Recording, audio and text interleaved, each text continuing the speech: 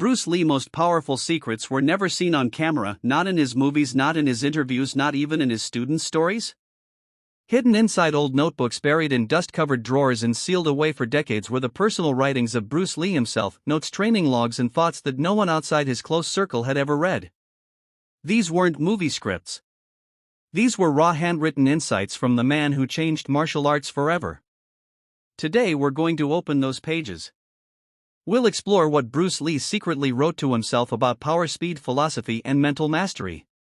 We'll uncover how his private notes reveal an entirely new side of him, not just the fighter but the thinker, the philosopher, and the obsessive perfectionist who refused to stop improving. By the end of this video you'll see Bruce Lee like never before, through his own words.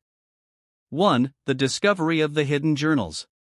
After Bruce Lee passing in 1973, many of his belongings were carefully packed away by his wife Linda Lee Cadwell. Among them were hundreds of pages of notes, scribbled, underlined, and sometimes written in a mix of English and Chinese. These were not meant for the public. They were personal reminders, lessons, and reflections written during moments of inspiration, frustration, and discovery. Decades later, when researchers and close friends revisited his archives, they found that these pages contained something extraordinary: ideas that predicted modern mixed martial arts, advanced mental training techniques, and deep philosophical concepts about human potential.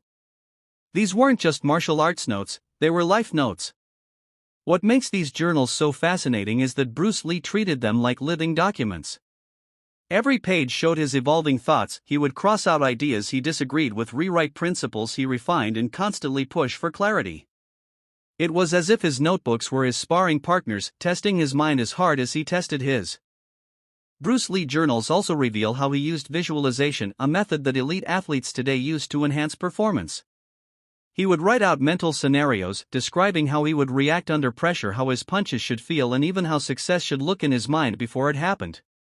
He once wrote, "Before every match or sparring, I see the outcome. I see myself moving freely, hitting without tension, winning through calmness."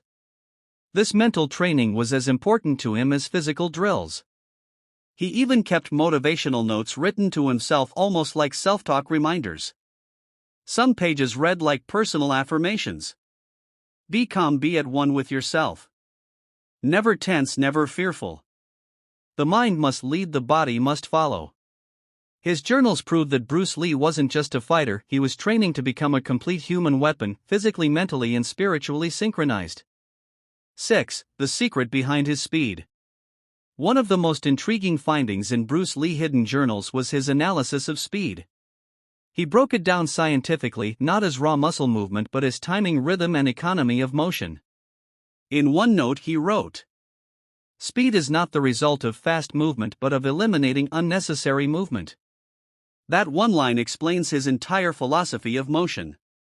Every punch, kick, and parry was about precision, removing everything that slowed him down.